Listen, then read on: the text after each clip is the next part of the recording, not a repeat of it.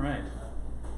Our final guest this evening is the author of Practical Classics, 50 Reasons to Reread 50 Books You Haven't Touched Since High School, as well as the brand new Brat Pack America, a love letter to 80s teen movies. His writing about pop culture has appeared in Salon, BuzzFeed, Vulture, and on NPR.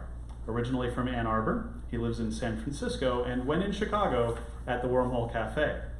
Please give a warm welcome to Kevin Smokler.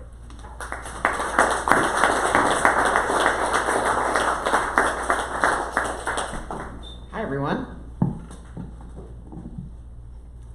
So this is a riff from my brand new book, Brat Pack America, a love letter to 80s teen movies. This is a memory from the past and sort of where this idea came from.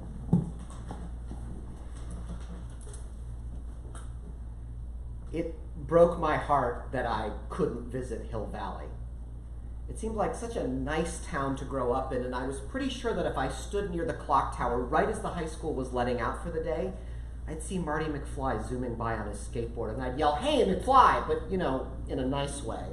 And I'd thank him for being a weird kid from a weird family who but still had a pretty girlfriend, and a band, and a mad scientist for a best friend.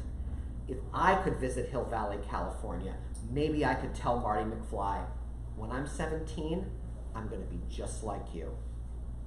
By the autumn of 1985, I had seen Back to the Future 14 times in the theater, and that's on a sixth grader's budget of allowance and stolen quarters. But even as a 12-year-old back then, and having seen Back to the Future 14 times, I understood that Bedford Falls and Gotham City and Mos Eisley Spaceport and Terra weren't real places. But Hill Valley, that had to be. It had to be somewhere off the highway and through the mountains, say between Santa Cruz and San Diego? Maybe at the bend of California's elbow. I was from Southeast Michigan, and I had only been west of Chicago once. Was California bigger than Texas, or just kind of narrower at the shoulders? If Marty McFly could look up Doc Brown in 1985 using only a Yellow Pages, couldn't I borrow an atlas from the Ann Arbor Public Library and do the same? If I rode my Huffy Tornado bicycle to the travel agency next to the Baskin & Robbins downtown, wouldn't they know where Hill Valley was and how to get there? Well, as luck would have it, right around the time Back to the Future arrived on home video, my family had booked a trip to Los Angeles to watch our beloved University of Michigan football team play in the Rose Bowl. A Universal Studios tour came with our travel package, and their brochure talked about a whole section devoted to Back to the Future. There was even a picture of the clock tower, hands stopped precisely at, when? 10:04 p.m. Aha! Now we're getting somewhere. I had seen enough making of segments on Entertainment Tonight to know that movies and TV shows were filmed in these things called sound stages. They were giant empty buildings with smooth cement floors, kind of like airport terminals with all of the ugly seating and the soft pretzel stands removed. You wheel in these big, giant pieces of wood resembling living rooms or gazebos or doctor's offices, and you've got yourself this thing called a set. It wasn't that much different than theater at school, except the gazebos and doctor's offices were painted and built by professionals instead of the PTA. It was all adding up now. Universal Studios, where we were going to have this tour, was a place movies were made. Our tour would be visiting those huge, airy buildings, lacking pretzels but containing sets. And since there was no way to fit an entire town in one of those buildings, the Back to the Future set must be based on the real Hill Valley, California. And the people leading the tour would know exactly where it was. And then I would convince my parents that we needed to squeeze in a visit to it before flying back home, or they needed to give me a bus ticket in order to do it myself.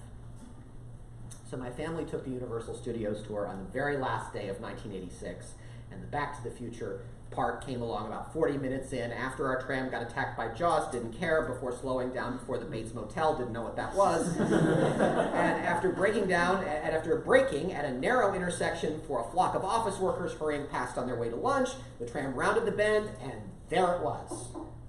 A clock tower overlooking a town square, a soda shop on one corner, a movie marquee on the other, and a billboard saying, "Welcome to Hill Valley." Of course, I filled in the rest. I I go over to the soda stand and I'd order a Pepsi Free from future Mayor Goldie Wilson. Town Bully Biff would chase me around the square and then he would have an accident with a truck full of manure. And of course that night, lightning would slam into the clock tower the very evening of the Enchantment Under the Sea dance.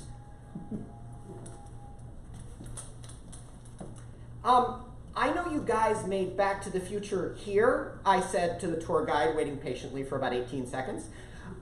But where's the real town? Where is the Hill Valley that gave the movie makers the idea for all of this? And the tour guide smiled and shook her head at the same time, which even to 12-year-old me looked like someone calling you jerk face while handing you a lollipop. They made the movie right here. All of it. This is Hill Valley. This is Hill Valley with the plywood and the paint next to the office building and the guy refilling the vending machine out front, around the corner from Jaws, with trams full of imbeciles taking pictures and asking dumb questions about a movie they've only seen a measly 5, okay, maybe 6 times. You mean to tell me I couldn't visit Hill Valley because I just did? I should have never come here, I thought. I should have stayed home. Back at the hotel, my parents put it as parents do. Growing up means sometimes learning things you wished you hadn't learned. Now, nowadays, a 12-year-old kid would have reached this disappointment in a fraction of the time. They would have looked up Hill Valley on Wikipedia or noticed all of the selfies on Instagram tagged #Hill Valley had tourists and executives' BMWs in the background. I could have probably done the 1985 equivalent of that research too, checking the Hill Valley entry in the World Book Encyclopedia between what exactly? Hilltop, Maine and the Hilly 100 bicycling competition? Or I could have asked my California-based cousins to show me pictures of Hill Valley if they had ever been. But I was a dreamer, a spindly non-class president type with a huge imagination and no common sense.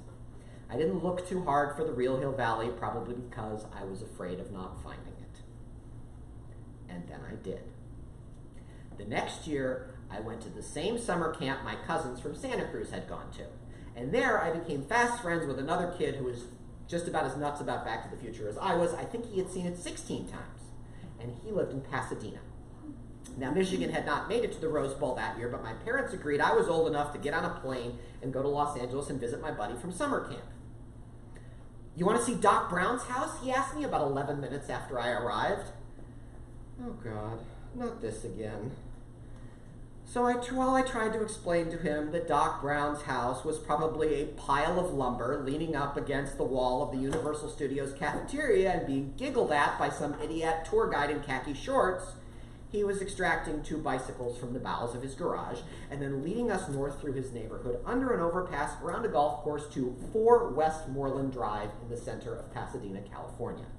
And right there at the junction of the 134 and 710 freeways was the Gamble House, built in 1908, now a historic landmark, and open to the public. It is also the exact spot where, once night fell, Doc Brown charges down the hill, arms filled with blueprints, and says, "So tell me, future boy, who's president in 1985? And when Marty McFly answers, "Ronald Reagan," Doc thinks this is just as crazy as Jerry Lewis being vice president. We acted out the whole scene right there on the Gamble House lawn. I even got to be Marty. And later that day, my friend got his mom to drive us to 1711 Bushnell Avenue, which is a street in South Pasadena. And that is the very house and the very tree hanging over the street where George McFly falls out of it and Marty rescues him, and thus begins the whole reason why Marty has to go back to the future in the first place. It was the first time in my life that I have stood in the precise spot where a movie that I loved happened. I stood exactly where that wondrous thing was made. And to me, this was visiting the Liberty Bell, the Constitution, and Monticello all in one. And it was the first time I realized that though we see movies as distant, expensive objects made the year before by people we will never know, they were once made in this world, in our world that we pass through every day. And their permanence could be on celluloid or on a server farm, It could be in the culture at large or simply in our own memory. But it could also be in concrete and soil and steel. Now that is old news if you grow up somewhere where you see celebrities walking their dogs or buying lamps on Sundays. But movies weren't filmed in Ann Arbor, Michigan in the 1980s. And growing up at that time, I was convinced that everything I watched, read, played, or listened to came from New York or California. President Reagan might have been from here in Illinois, but who knew him as anything other than a former actor and governor from California? My mom was from New York and missed it a lot. No TV show I watched at that time began with Live from Cleveland at Saturday night. And the books I read, like Harriet the Spy and The Heroes of Judy Blume, they all took taxis and they lived on streets with names like 78th. The streets in Ann Arbor went up to 5th. And even our beloved University of Michigan football team, if they had a great season, they played their championship game not in snowy, freezing Ann Arbor, but in sunny, palm tree-lined, from another planet, Pasadena. I would be a working, married adult living in California myself before Ann Arbor became a place where movies were made. If you've seen Whip It, or The 5-Year Engagement, or Scream 4, you have seen Ann Arbor at the movies. But on that brisk, overcast summer December day, on a ribbon of grass rolling gently from a historic home into the street, I learned that the bones of movies we love aren't just temporary planks of plywood. Movies are made in the places we live, work, visit, and remember. And when movie makers have finished their work there, we still have the place and its role in the movie. Hill Valley is actually not just in Back to the Future or in California, it is in fact everywhere. From right here, where we are standing tonight, you can drive 15 minutes in every direction and visit something like Hill Valley. It's just called 16 Candles or Weird Science or Love Jones or High Fidelity. I confess, I do not go on Vertigo tours of San Francisco or Mystic Pizza tours of Mystic, Connecticut, as much as I used to. I have visited most of the places where my favorite movies were filmed while traveling on business or visiting friends or even researching this book. The occupational hazard of writing about culture for a living is that your love for it shifts from wonder to appreciation and from mad crush to deeply felt marriage. And how many times can you visit the site of a first date when you can have a date with your spouse once a week? Still, I love the power and hum a real place has when it becomes an iconic moment in cinema. You can visit the Philadelphia Art Museum any day of the year, and you will see visitors running up the stairs throwing Rocky punches in the air. Most people in Philadelphia will tell you that most of those people have never seen Rocky before. Here in Chicago, try walking down Dearborn Avenue and not picturing Ferris Bueller leading a German Day parade in a rendition of Twist and Shout. You know the beginning of The Outsiders where Ponyboy says, "When I stepped out into the bright sunlight from the darkness of the movie house"? Well, you can go to downtown Tulsa and step out of the movie house into the bright sunlight because that movie house is still there.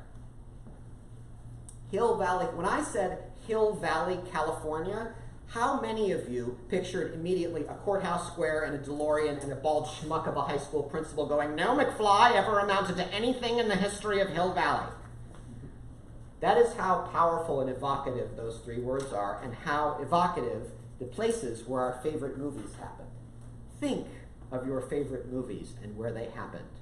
Try to imagine those places leading double lives, mostly as part of the ordinary days of hundreds of ordinary people like us, but for a brief moment as part of our shared consciousness.